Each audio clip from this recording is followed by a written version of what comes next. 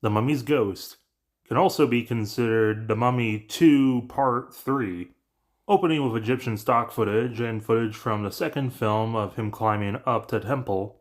The high priest is still alive, and the new lackey is Yosef Bey, played by John Carradine, father of David Carradine, who will later play Dracula in the House of films. And I think he's the brother of Mehmet Bey, but they don't say it. The high priest, as well as coming between Professor Norman, recap the last two films, but thankfully without stock footage and much, much shorter. Professor Norman's played by the captain from King Kong, as well as him having a part in Superman and the Mole Men, which is the first full-length Superman movie. I bring that up because one of his students, Tom, is played by Robert Lowy, who is the second Batman actor in the old film serials. The professor is trying to figure out what does Tana do.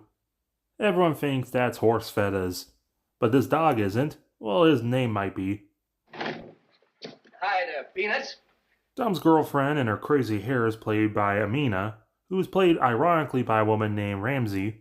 And look, conveniently, a book about Egypt that Amina was supposed to give to the professor. Amina feels a little bit weird hearing about Egypt despite being part Egyptian. But Tom thinks Egypt's really cool. It's a modern country, it's 1970, they're still married to Syria. But Tom's sorry for stressing her out, so he decides to deliver the books instead. Meanwhile, Yosef is told what Tana do and resurrect the mummy. Now go get him in America. He somehow survived being charred, but hey, at least they remembered Princess Anaka.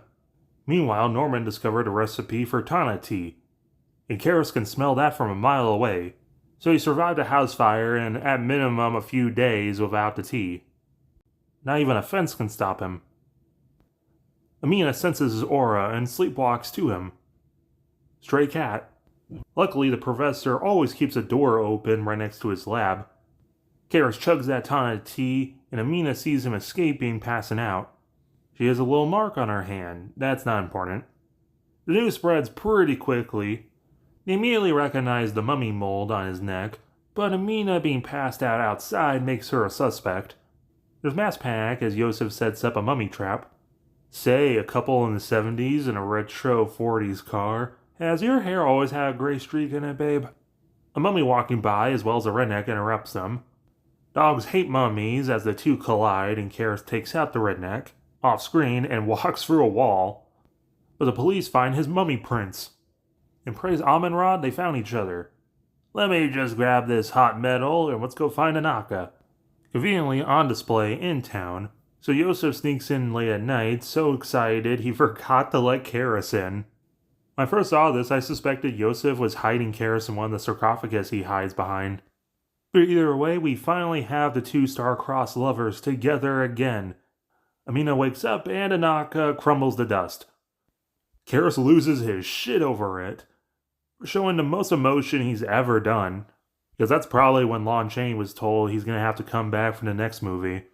Because you gotta remember, he spent basically all day getting covered in latex, band-aids, and dirt. Plus, Karis is blind in one eye and has one of his hands always up.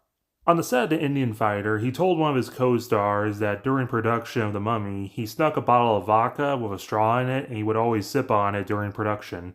It's sad to see that he was brought to drinking because of how miserable he was on set, especially because he had a big problem with drinking. But it also is pretty funny to imagine a mummy drunken stumbling around. He also comes to the conclusion that clearly Anaka has been reincarnated and we didn't need this body. The security guard finds them, but mummy attack isn't covered in his insurance. Amina's having nightmares as the cops are starting to come closer to the solution, as they brought in their expert, Leon Trotsky. Tom wants to skip town and go to New York, but Amina is still a suspect. But she gets happy when Tom gives her his big black penis. As Yosef and Karis are held up in an Old West set. Now that's just mean having Chaney walk up and down all of this. Amina is the reincarnation of the princess, and luckily when she's sleepwalking, Karis finds her. Dang girl, you're gonna need some just for men. Just scooping her up.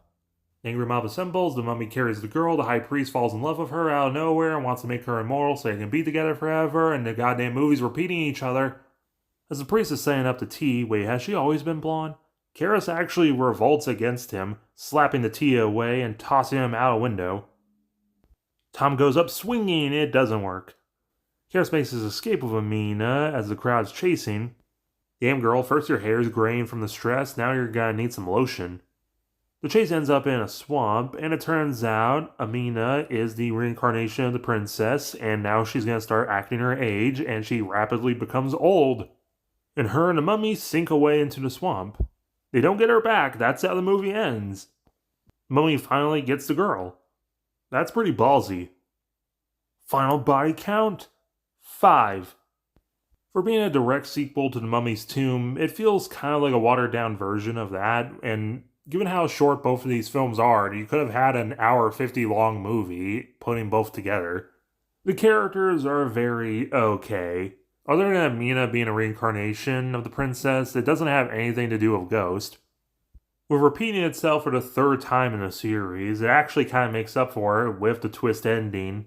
And the film kind of reminds me of the 59 Hammer Mummy movie. It's not a great film, but it's also only an hour long, so you can definitely do far worse.